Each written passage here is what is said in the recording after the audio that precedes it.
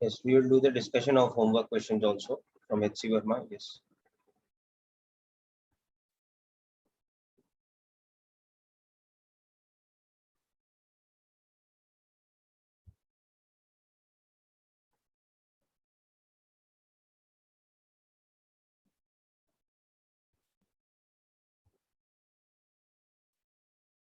So quickly, let's refer to this dynamics of circular motion. This is what we had discussed in the last lecture.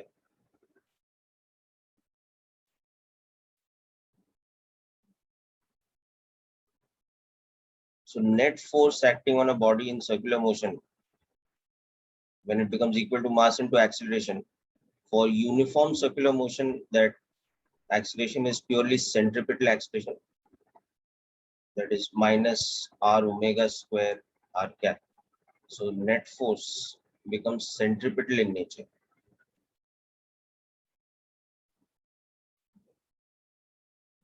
So in this situation, as we discussed, what happens is that the magnitude of the net force is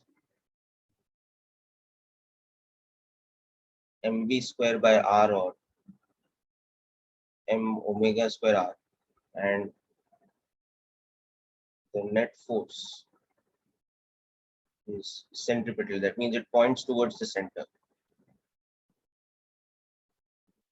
Whereas in non-uniform circular motion, the acceleration is a combination of tangential acceleration plus centripetal acceleration. So the net force accordingly has both components. So this net force has a centripetal component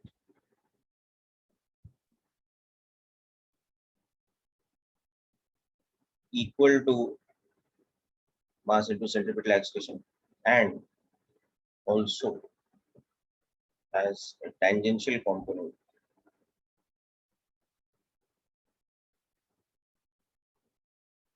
equal to mass into tangential acceleration. And you know that the tangential acceleration is r alpha, or equal to rate of change of speed. So this is about the concept of how to apply dynamics or Newton's second law to a particle of mass m in circular motion.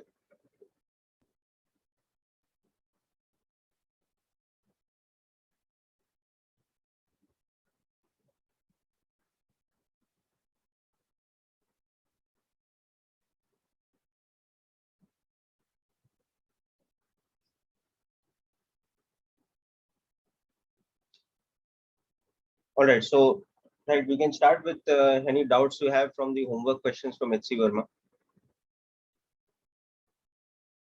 Laksh, you have any particular questions you have doubts in?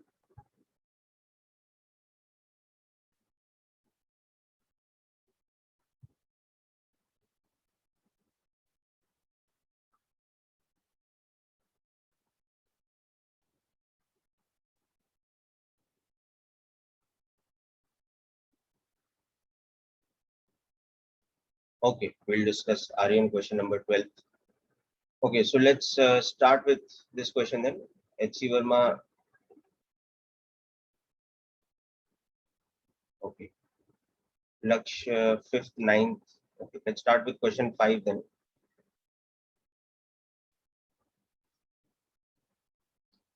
So just go through the question. I'm discussing it.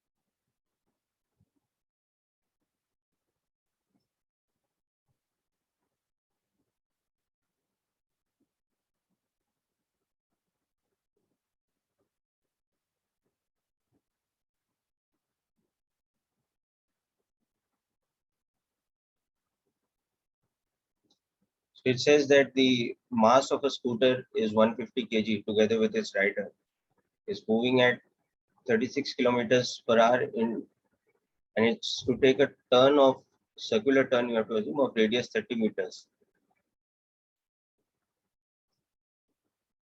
So if the horizontal force needed for the turn is to be supplied by the normal force by the road, what should be the proper angle of banking? Okay. Let's understand this concept of angle of banking, which on which this fifth question is based. So this question is based on concept called banking of the road, which involves a circular turn. So as you might have noticed in a lot of high-speed expressways or race tracks, etc., whenever there is a curved part of the road or there is a turning or a circular track, the road is banked at an angle. So what banking means is an ordinary road looks like this from the side way.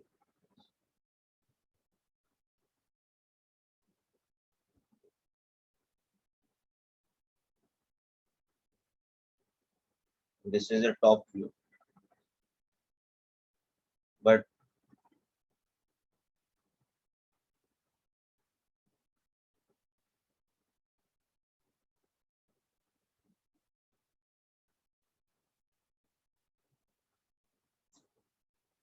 now if we have a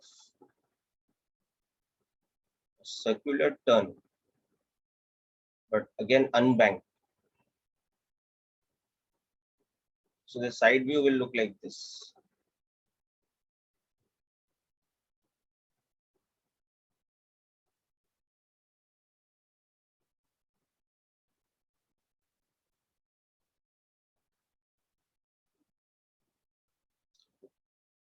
But a situation where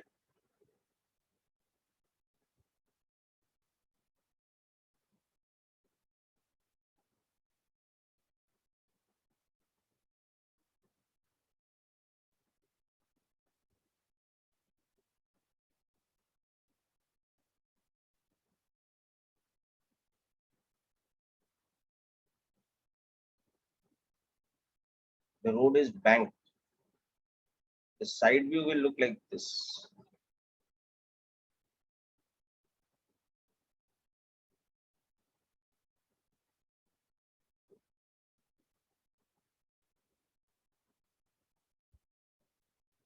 The road is like this, a little bit elevated like this.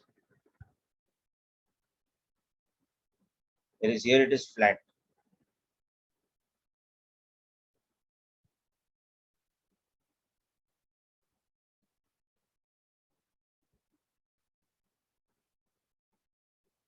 So this theta is called the angle of banking.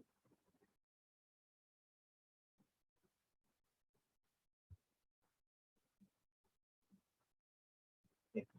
So the difference between this unbanked and banked road is clear, first of all.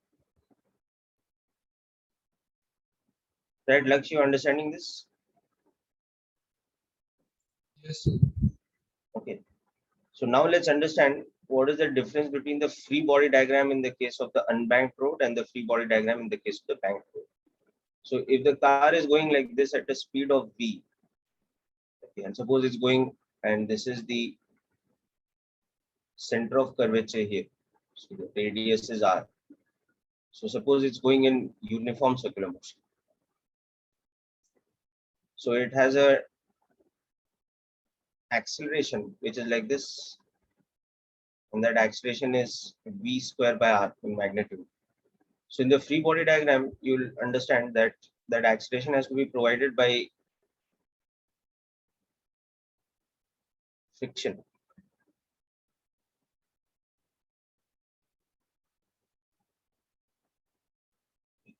So in this case, the relation becomes that friction has to be equal to mv square by r.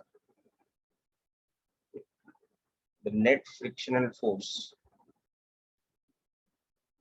on the tires of the car, it has to be the centripetal force. But in this case, normal reaction is like this, and mg is vertical like this.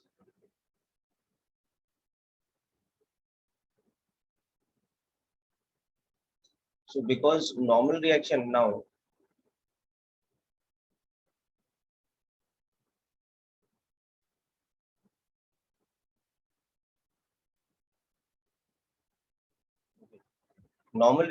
has a centripetal component.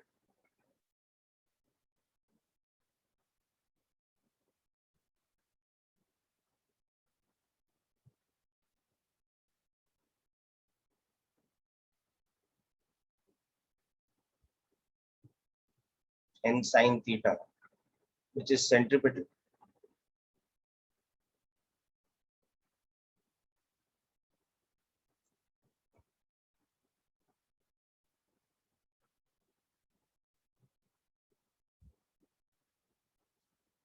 So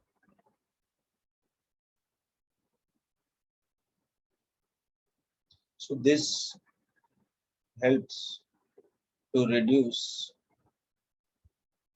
the friction on the tires and prevent skidding. So this is the concept of a banked road as opposed to an unbanked road. So just make a quick review of this concept, okay? And then we'll apply it to this particular question, because this particular question has a further condition on this. Okay, we'll discuss about that. But in general, that is the advantage of the road being banked like this. If it is slightly elevated from one side, so the normal reaction now has a component which is horizontal, and that horizontal component at any point of time in the circular track, whether the car is here or the car is now here, is always pointing towards the center of the circular path. The horizontal component of the normal reaction, n sine theta, which you see in the diagram, is always directed towards this, in this case.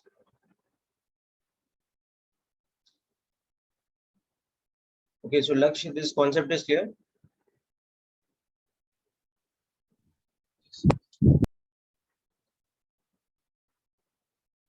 Okay, so now let's understand in the fifth question exactly what is happening. So in the fifth question, we want the banking angle on the road to be such that it says that for the scooter of 150 kg moving at 36 kmph along a turn with radius of curvature 30 meters, okay, the horizontal force needed for the turn, that is basically the centripetal force, is to be supplied by the normal force. So at what angle it should be banked? So they're saying the horizontal centripetal force has to be provided by normal force. That means there should be no friction in the tires. Okay, so in that question, the road is to be banked. The circular road of radius 30 meters should be banked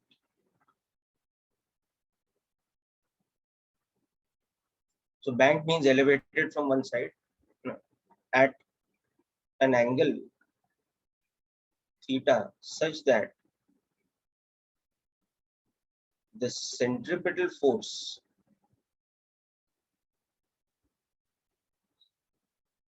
that is in the horizontal plane needed for a scooter of total mass 150 kg including the rider at 36 kilometers per hour comes from the normal reactions horizontal component.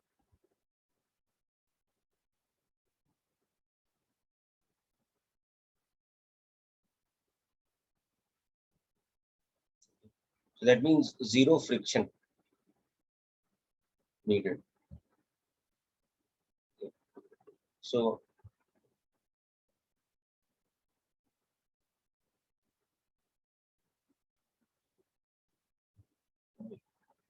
this scooter taking this turn at 36 kilometers per hour, the same thing as 10 meters per second.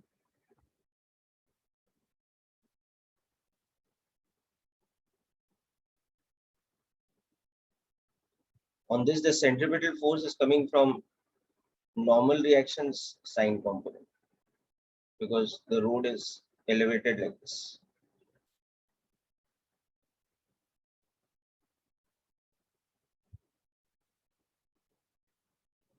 So when you see the side view,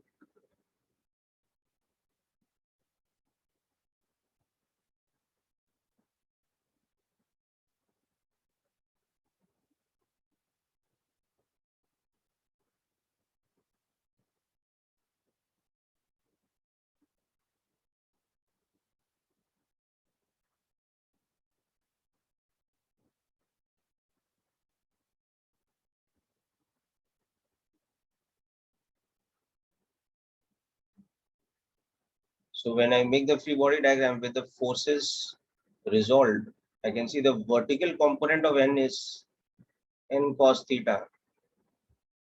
The horizontal component is n sin theta. And that n sin theta has to provide the centripetal force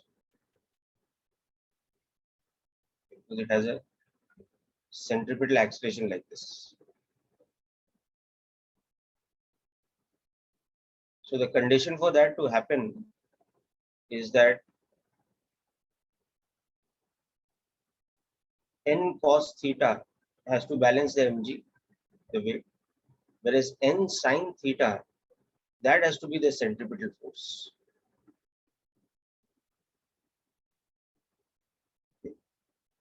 So now if you just see equation 2 divided by equation 1, you will get the angle tan theta is v square by r divided by g, or v square by gr. So the angle at which the road should be banked should be such that tan theta is equal to 10 square divided by 30 into 10. So 100 by 300. So theta should be tan inverse of 1 by 3 or tan inverse of 0.33. And in this case, you can leave the answer this way, but we can also use a scientific calculator or a trigonometric table to actually find the angle in degrees. So you'll see that to do that,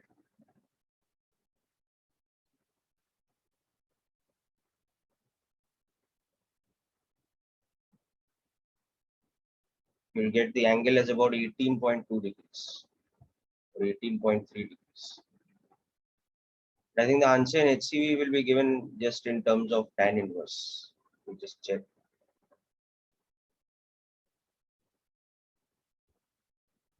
Yes, it's just given as tan inverse 1 by 3. So this is an important application of the concept of centripetal force in a uniform circular motion. And banking of a road basically means like this, that the road is elevated from one side so that its surface is slanted, okay, such that it slants inwards towards the center of curvature. Okay, so Laksh, hope this question is clear, and rest of you also. If anybody has a doubt with this, please let me know. Otherwise, I'm moving on to question number 9 next. So after you take down the solution of this question or understand it at least, go through question number 9. We'll discuss that next.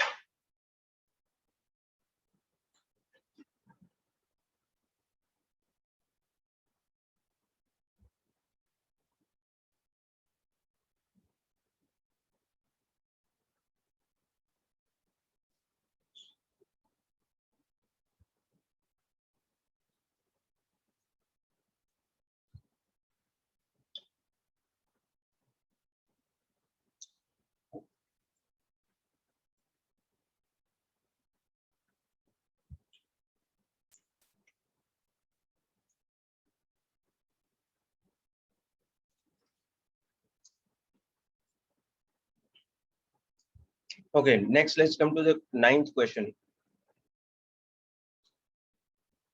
Ninth question is basically to do with Bohr's model of atom, which I think you have discussed in chemistry also. First chapter, structure of atom. So electron is in circular path. In a hydrogen atom, there's a single proton in the nucleus. And as you know, in hydrogen, there is no neutron also. There's just a single proton.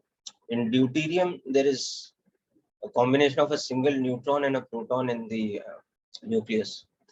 Anyway, so centripetal force is provided by the Coulombic attraction. So at this stage, you may or may not be familiar with Coulomb's law. If you are familiar, it will be more from chemistry. There is a formula for force between two charged particles. So I'll show you that formula, and you have to equate that force with the centripetal force, because that is what is providing the centripetal acceleration. So this is that structure of atom model. Okay. So in a hydrogen atom, you have proton in the nucleus, and assume the nucleus is like a fixed particle, and you have electron in circular path. So the electron is in a uniform circular motion going at a speed v. It has an acceleration. It's purely centripetal.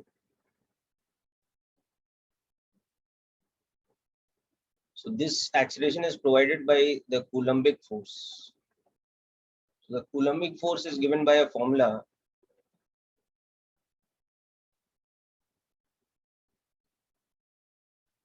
In general, this is the formula.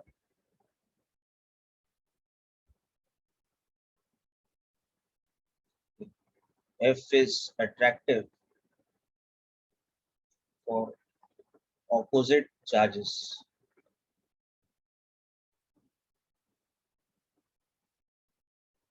And repulsive for same side. Anyway, here it's an attractive force, and this 1 by 4 pi epsilon naught is basically a constant, which is given by 9 into 10 raised per 9 Newton meter square per Coulomb square.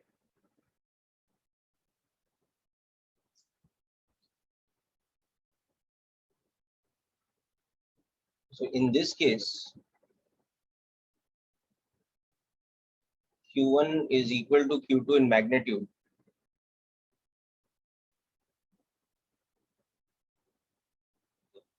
And R is the radius of the hydrogen atom,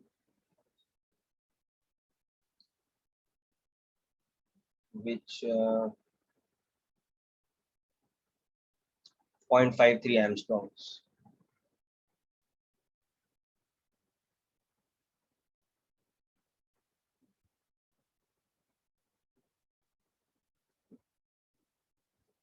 So we have to find the speed of the electron.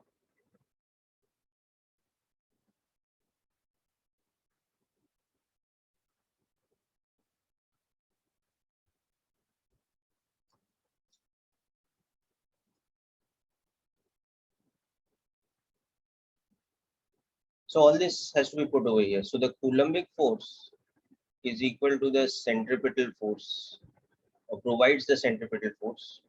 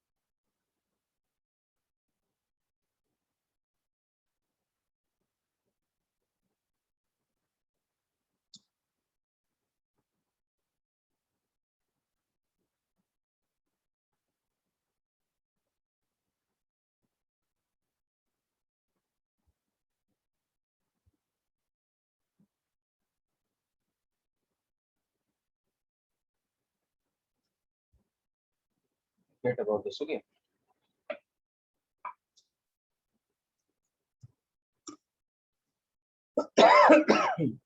So hope this question is also clear.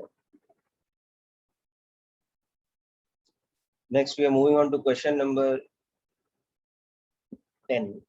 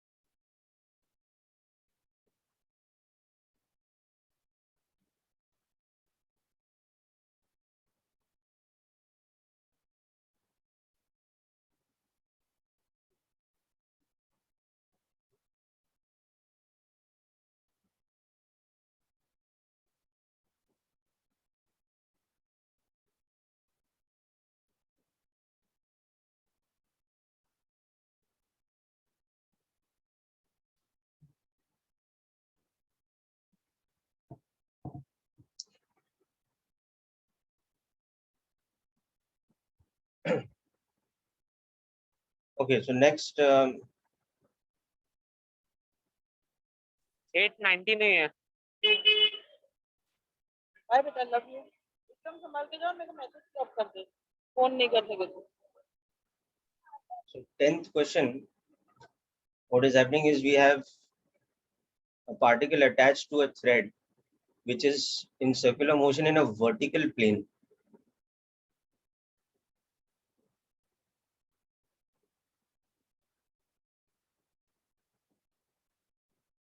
So this circular path that it is in lies in a vertical plane, the plane of gravity.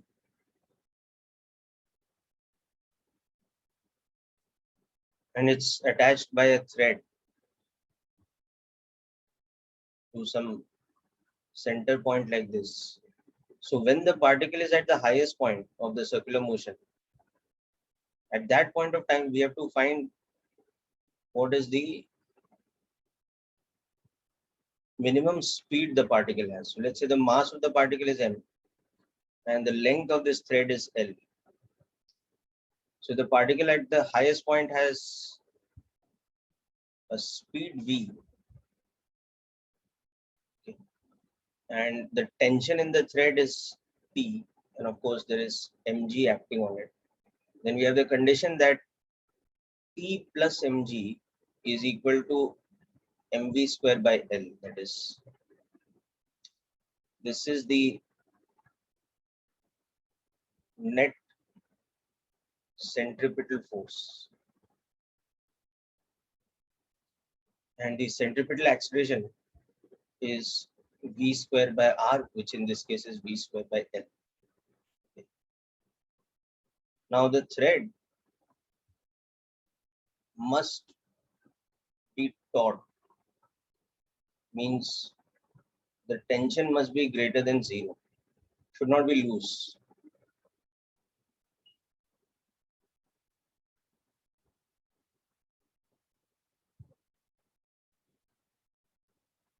Okay. So therefore,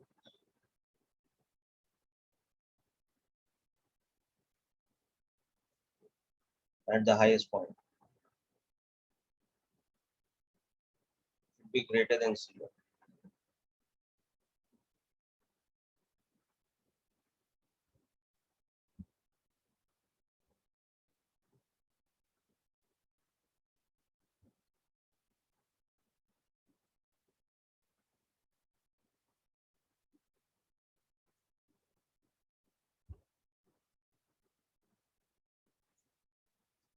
So basically, you can also understand that if V was to be less than root GL,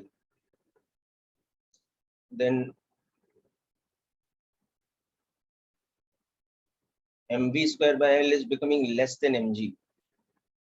So in that case,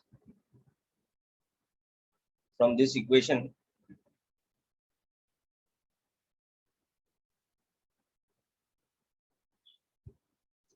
tension should be negative. Now, that is not possible.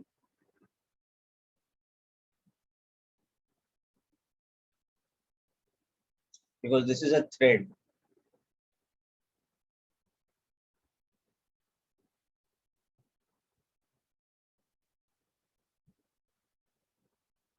So hence, okay, if it is in circular motion without having lost the tautness in the string, then the minimum speed at the highest point must be at least root GL. It cannot be less than root GL.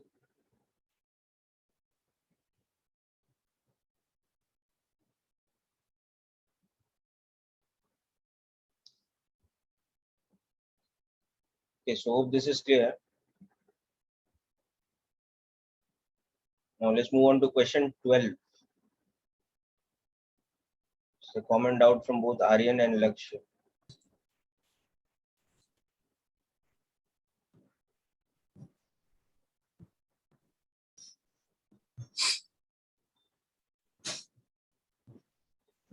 Sir. Sir.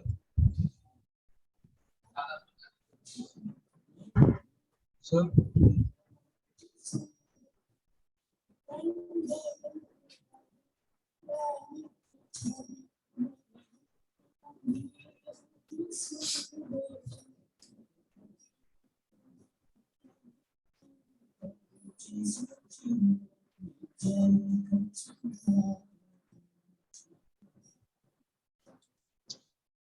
Okay, so let's go through this question.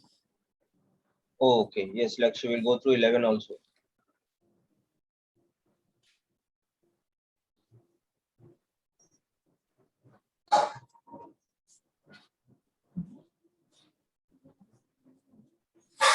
Actually, 11, 12, all these questions are the same concept.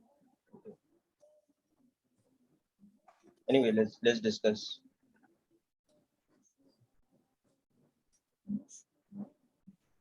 So both in 11th and 12th, you'll see the free body diagram is the same. But of course, in 11, they're asking for the net force.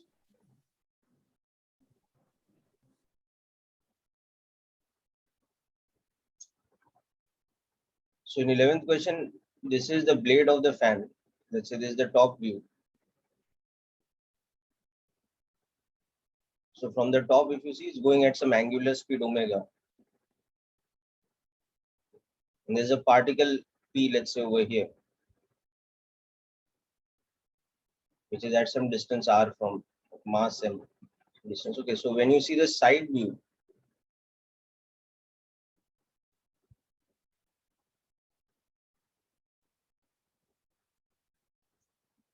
that particle is here.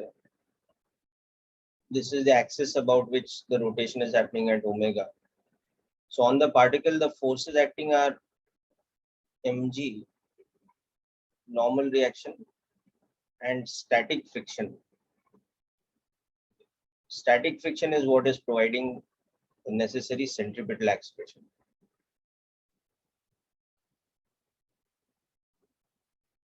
So the static friction acting is m omega square r. The normal reaction acting is mg. So the net contact force with the surface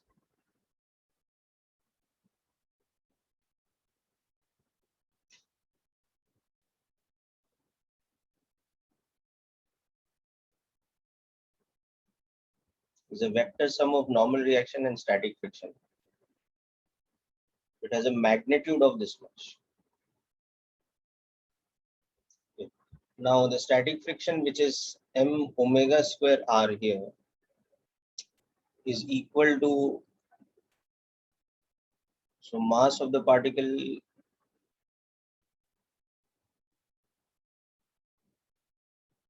is 1 gram.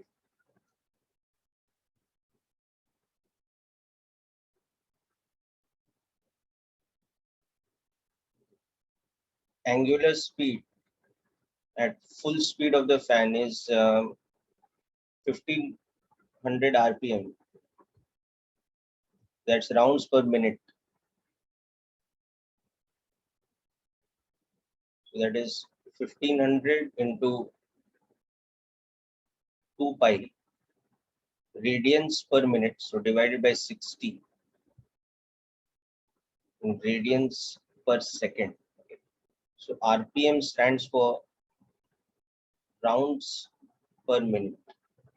So 1 RPM is equal to 2 pi radians per minute.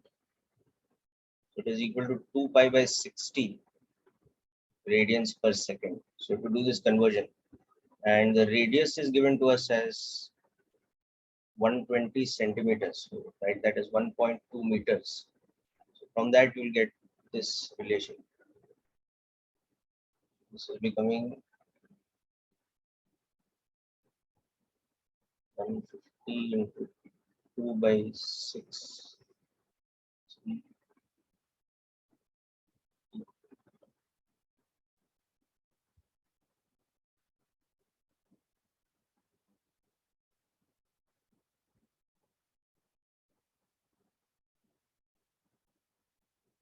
Okay. And so this will become m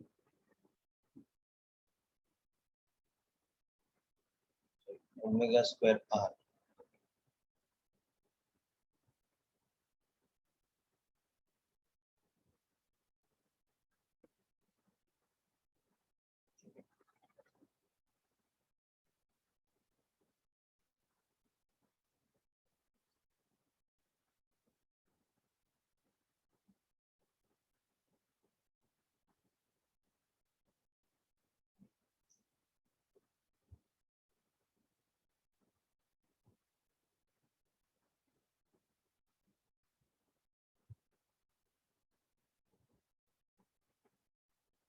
So this will become the answer. Okay.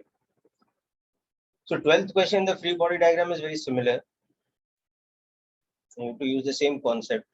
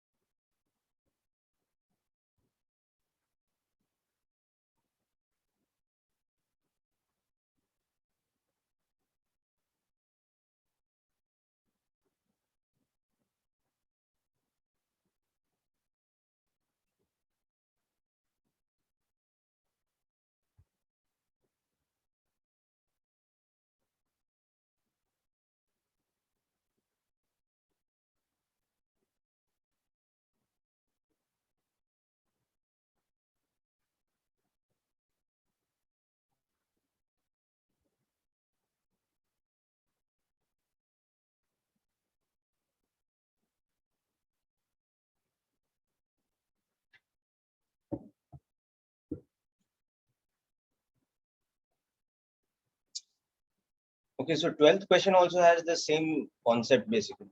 Okay. The only difference is in 12th question, instead of the blade of the fan, the object is lying on a disc.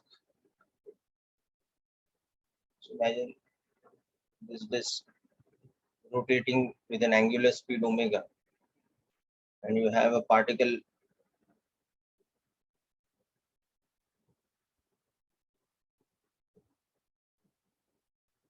in the disk at a radius r. So once again, there is static friction, which is the centripetal force, and mg and normal reaction balance each other. These are in the vertical plane,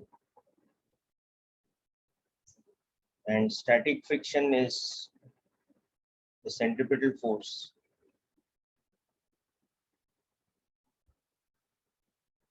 in the horizontal plane.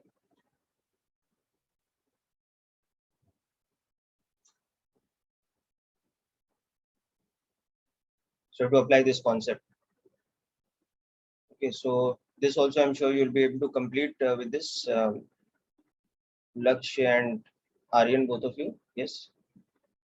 Move on to question 19 for this.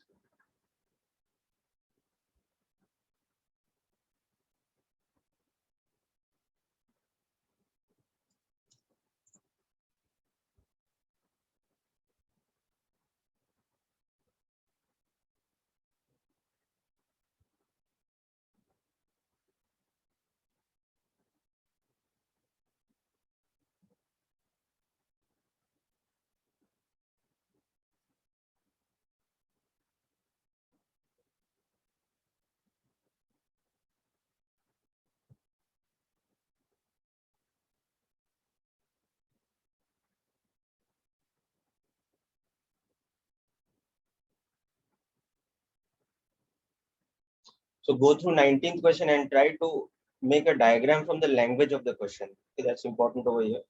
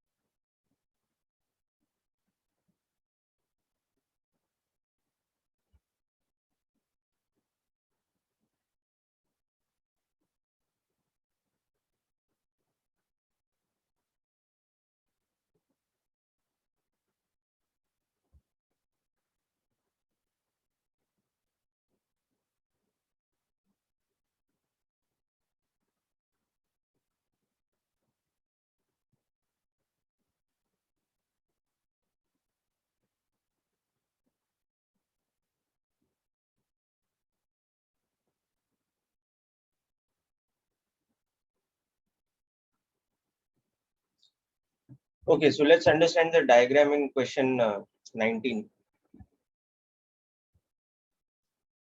So basically, we have a motorcycle which is going through a sort of like a mound,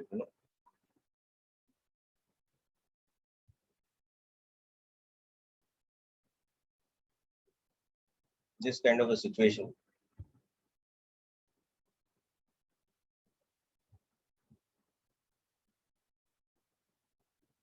So this is the center of curvature.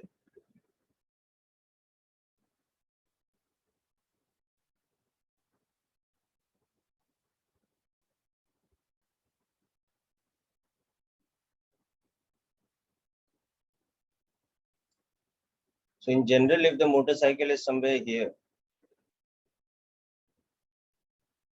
at an angle theta with respect to the vertical and is going at a constant speed v, uniform speed v, okay, then the forces acting on the motorcycles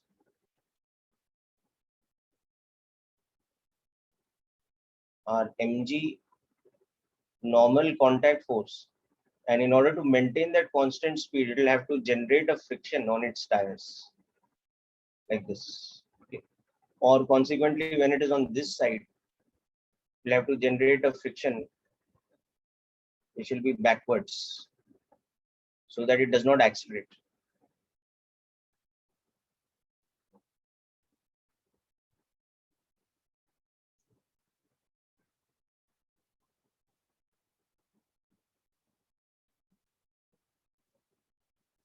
Every time it is going at uniform speed, so the tangential acceleration is zero.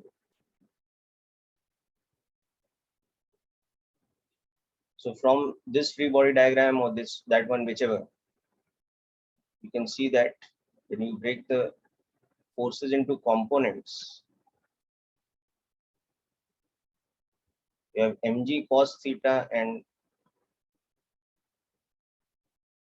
mg sin theta. Friction and normal reaction such that it has a centripetal acceleration in this direction. Tangential acceleration is zero. Even this FPD will give you the same result, so I'm not making the two FPDs. So friction at any point has to be equal to mg sin theta, and normal reaction has to be equal to centripetal force, which is mg cos theta minus normal reaction.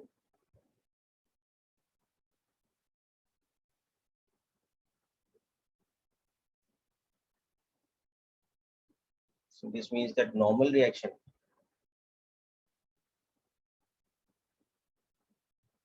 has to be this at all times. Okay. Now the total circular arc length is given as L.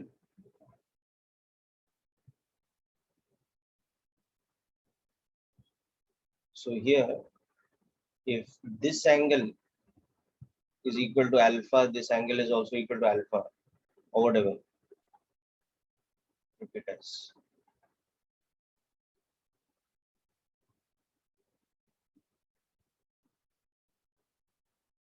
Arc upon radius.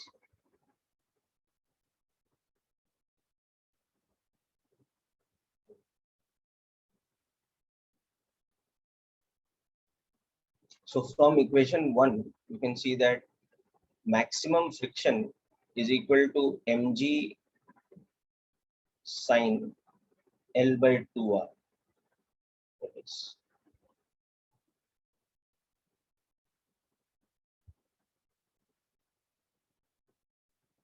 And from equation 2, you can see that minimum normal reaction is at,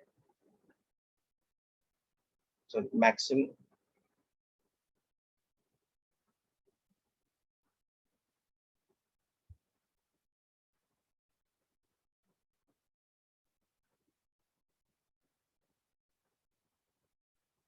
whereas maximum normal reaction is at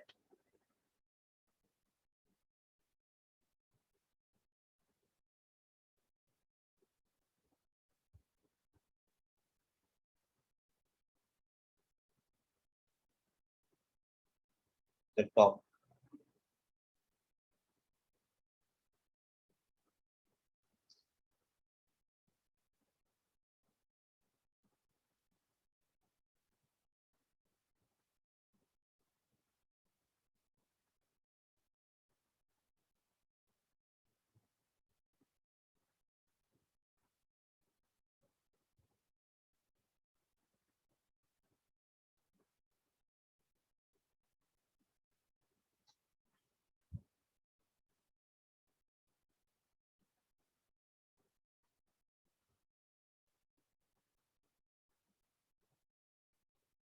Okay, so this is only one part of the question.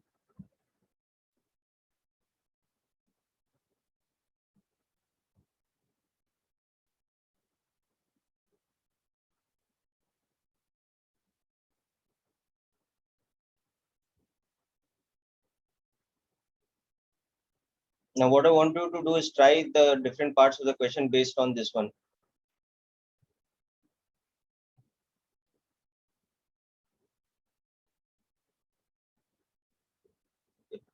And if you're not able to solve the other parts, then we'll discuss this again in the next lecture. I want to move ahead with the theory part now.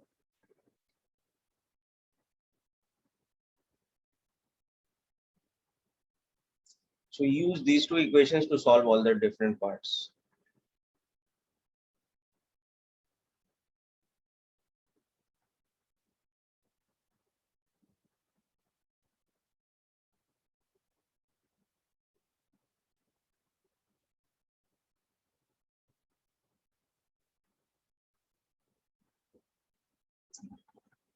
Okay, so now we will move on to the next section, in which we will now discuss dynamics and application of Newton's second law.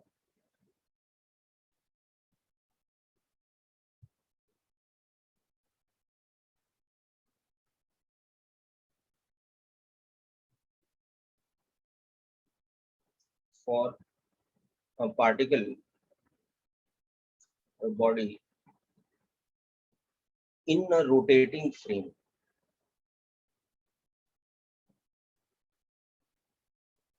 that is inside a reference frame,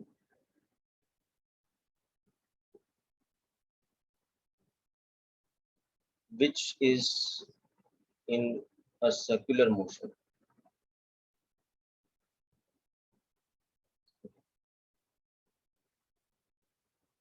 So such a frame, this is a type of a non-inertial frame.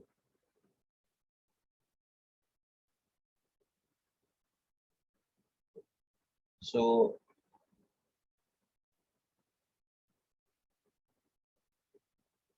a body or particle will experience a type of pseudo force in such a frame, and that is specifically called centrifugal force.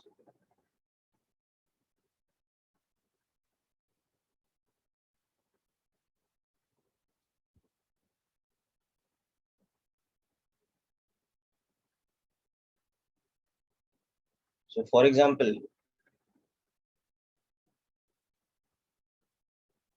when a car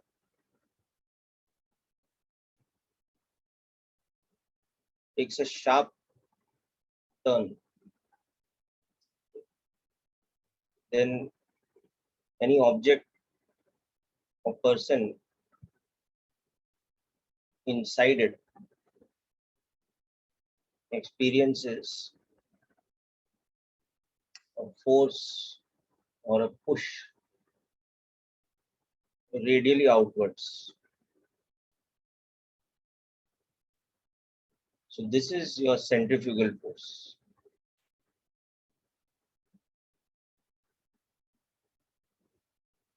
So just as if a vehicle is accelerating like this, then a person inside it experiences a pseudo force.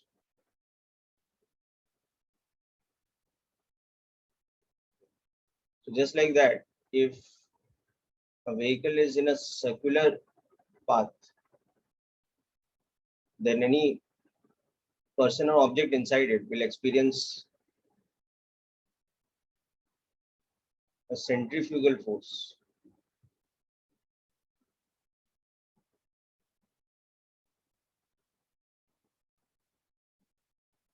Radially outwards.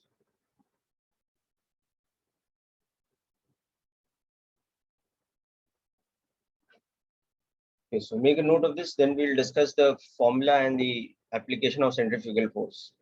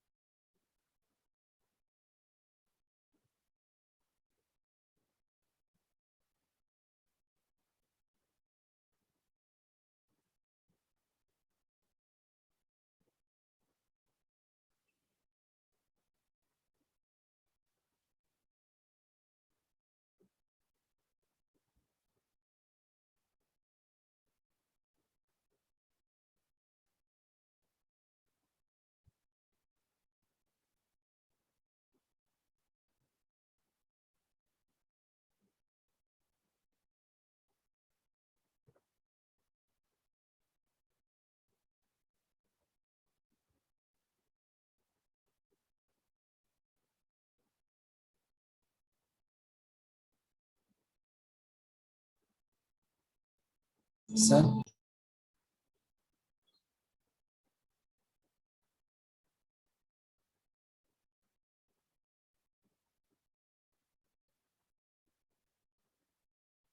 Sir.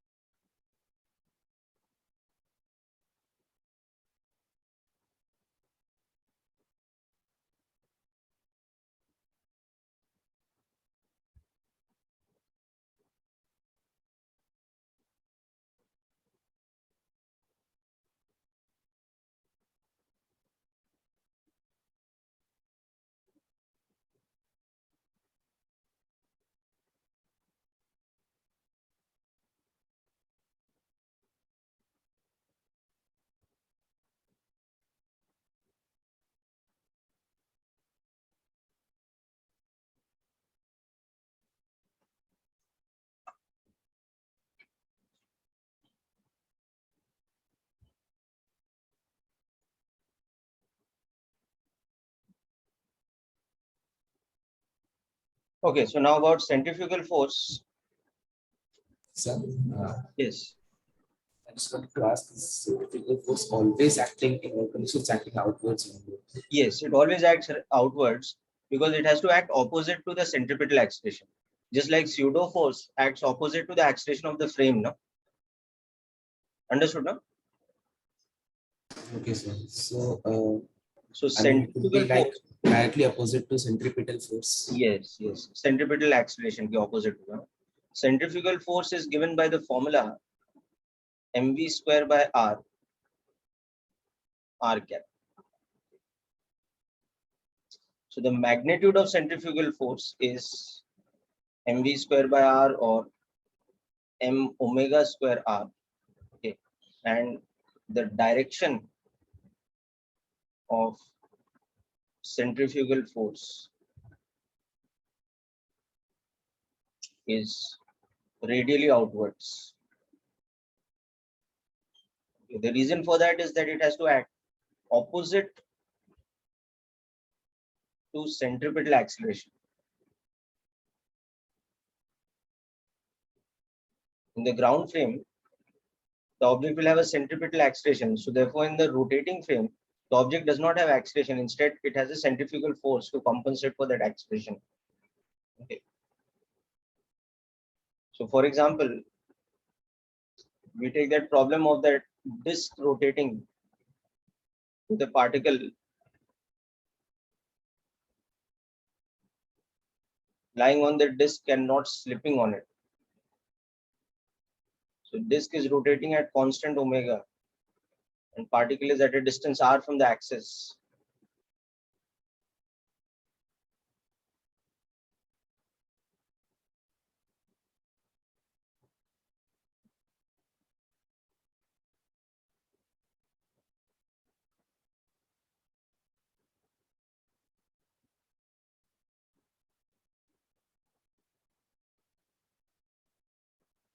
So it's stationary with respect to the disk. So now if we make the particle's free body diagram in the ground frame,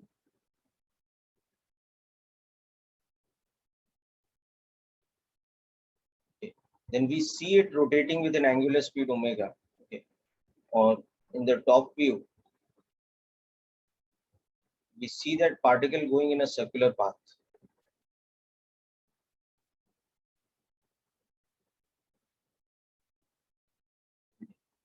So we'll say that it has a centripetal acceleration. And that centripetal acceleration is provided by friction.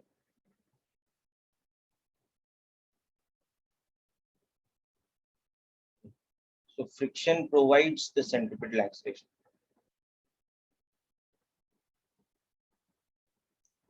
But if the same FBD we are making in the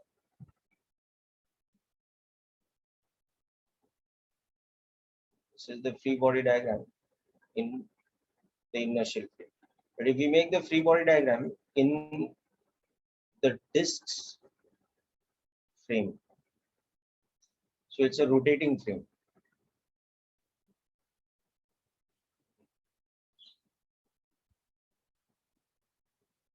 So we are in this frame now. So in that frame, what we'll see is that the particle with respect to us is at rest. Does not have any centripetal acceleration. Because with respect to this frame, it's not moving. But there is a centrifugal force acting on it.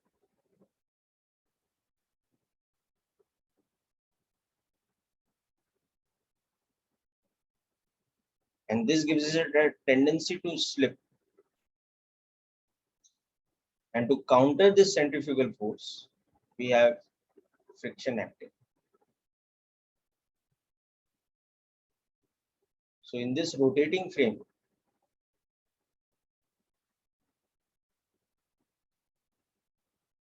we'll say that friction balances the centrifugal force.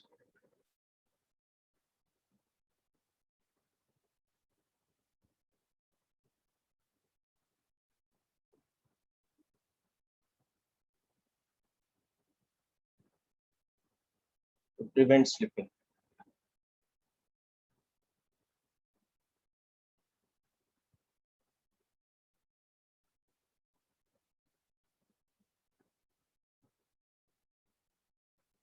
Whereas in the earlier frame, we would have said that friction provides the centripetal acceleration.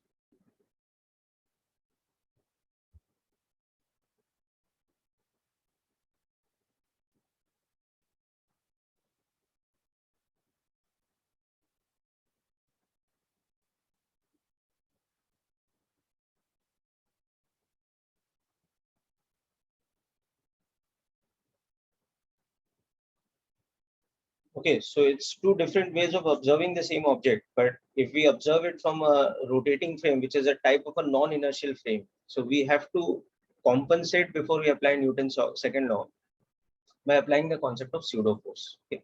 So I'll come back to this example. First, you make sure you're clear with this definition of centrifugal force and formula.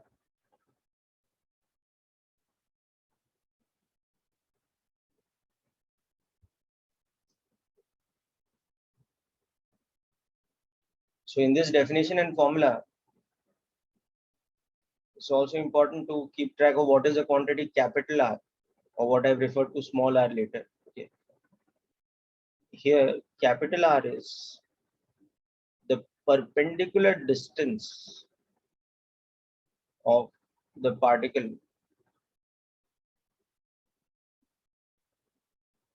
from the axis of rotation. The frame is in rotation about a certain axis. So from that axis, the perpendicular distance of the particle, that is the value of capital R. You can write it as small r also, it doesn't matter, but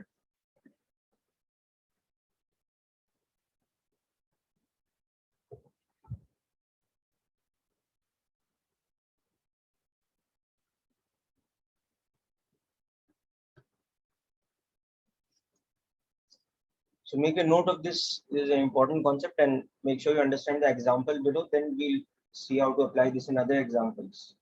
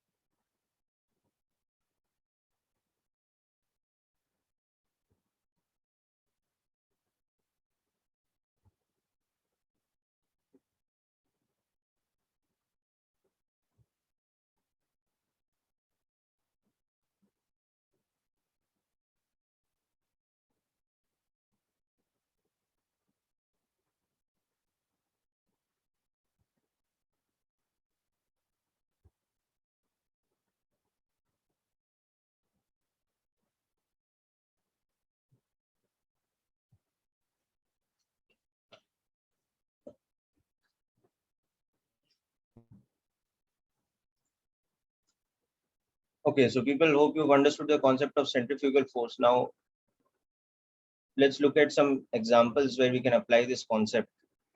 Sir, can you explain the disk frame again, please? So in the disk frame, what is happening now? The particle, if you're in the disk frame itself, like you are fixed on the disk, then with respect to you, the particle is at rest, no? Understood? Sir. Okay, but you are in a rotating frame. So when you make the FBD of the particle, it should experience centrifugal force along with the other forces. So the three regular forces are mg, normal reaction, and friction. But there is also a pseudo force which acts radially outwards, called the centrifugal force. So these four forces put together now should keep the object in equilibrium. So they are balancing each other. Understood? So why is the capital F acting towards the center of Why is capital F acting? friction is acting opposite to centrifugal force? Now, centrifugal force is giving it a tendency to slip outwards. So friction is Okay. preventing it from slipping. No? Understood? No? Yes. So friction balances centrifugal force in such a way that it's able to prevent slipping. Okay, understood? Yes. Okay. So just a second.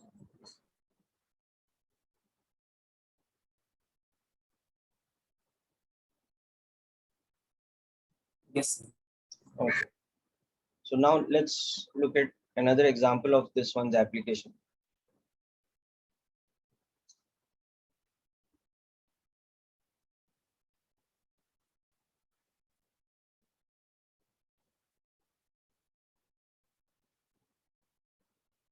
So now imagine we have a hemispherical bowl kind of thing,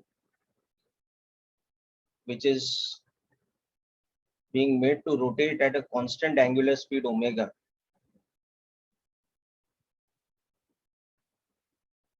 by some external agent. So this is an open hemispherical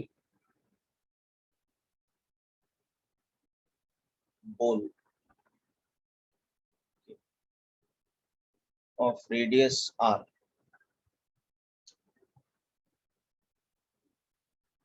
It's rotating at a uniform omega. Now the inner surface of it is smooth, no friction. And what we observe is that at a position like this, which is with respect to the center of curvature of the bowl, it's at an angle theta. There's a particle P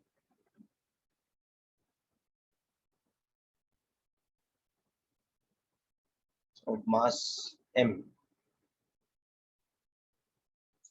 is at rest with respect to the bowl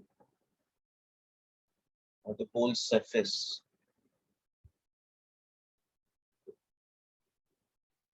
at the position shown.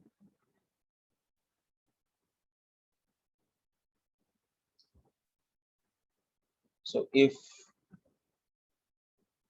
this radius is, let's say, 5 meters, theta is 37 degrees, and g is equal to 10 meters per second square. Find the value of omega in radians per second. Okay, so this is an example problem where we'll solve the question by using the centrifugal force concept. Okay. Because the particle is at rest in the bowl's frame, it's easier to solve its free body diagram in the bowl's frame because it will be in equilibrium in that frame. But the bowl itself is rotating. So when we get into the bowl's frame, we are in a rotating frame. So we have to incorporate the concept of centrifugal force. So what we will do here to solve the problem is that we will make the free body diagram of the particle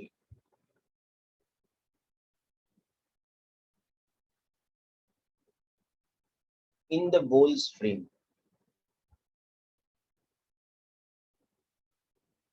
which is a rotating fluid, and solve its equilibrium condition.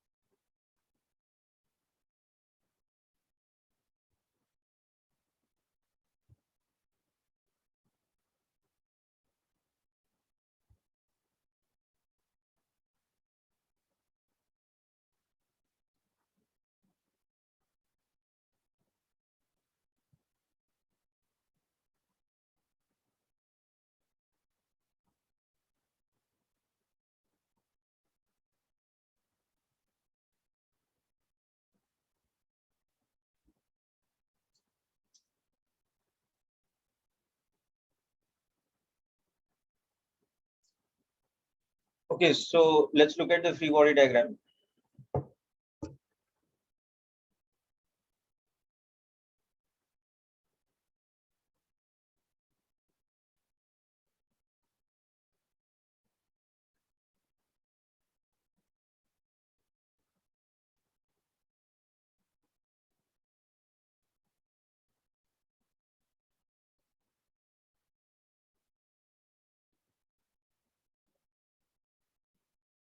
So in the rotating frame, when we look at this particle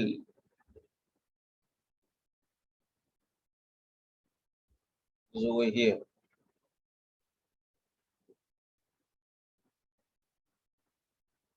Remember, it's a frictionless surface, so there is only one type of contact force which is acting, which is the normal reaction contact force. Okay. So these are the regular two forces, or we can say the external force is acting, but there will also be a centrifugal force acting on the particle because we are in the rotating frame. Now, as far as the rotating frame is concerned, the perpendicular distance is this one, r, from the axis of rotation. So the centrifugal force will act radially outwards from the axis of rotation. It will act like this, and its magnitude will be equal to m omega square small r. Yes, Akshat, I'll just verify the answer. Okay.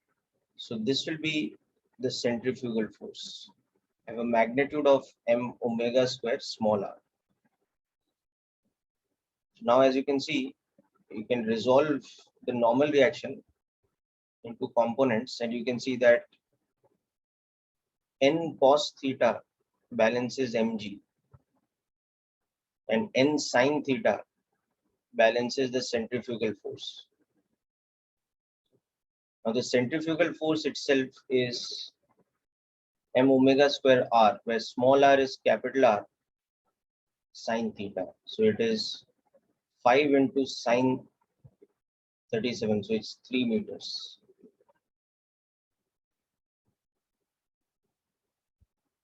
So from equation 1, n into 4 by 5 is equal to mg. So n is equal to 5 by 4 mg. Now substitute this in equation 2. So n into 3 by 5 should be equal to centrifugal force.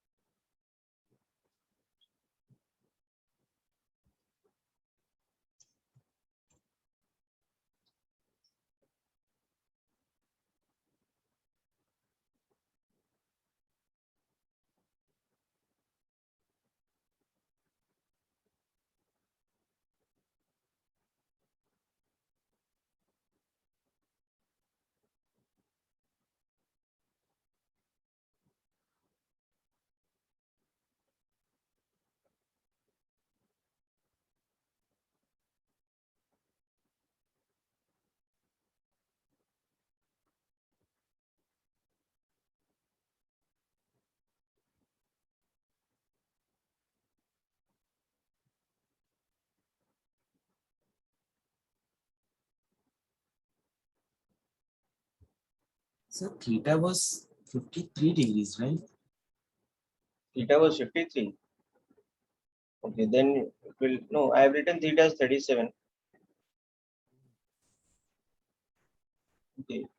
If you've taken it as 53, you will just get a different answer numerically. But in terms of sine theta, cos theta, and free body diagram, you should have the same thing. Okay.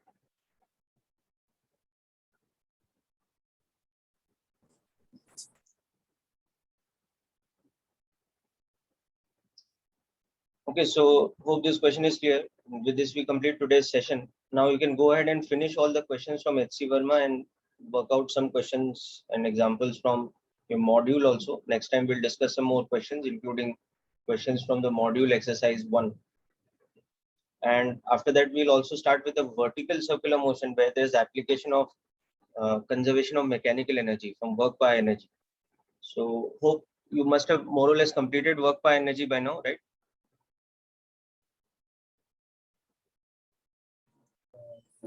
Most 4 lectures are done.